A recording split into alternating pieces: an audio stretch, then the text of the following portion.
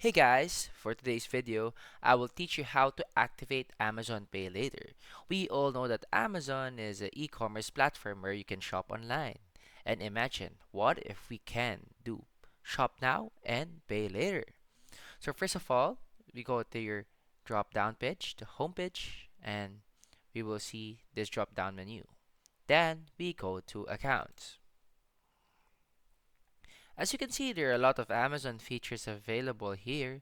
So we go all the way down to other programs, and here we can see Amazon Pay.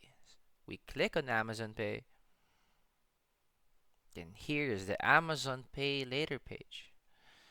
From here on, we will sign in with our Amazon account, whether you're a merchant or you're a shopper. Or on the other hand, there is another method.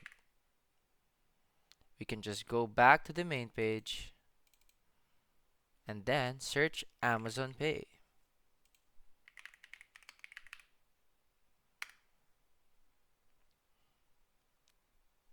So it will bring you here. This is Amazon Pay. We can see the features of Amazon Pay right here. So what to do is just sign up now with your Amazon account.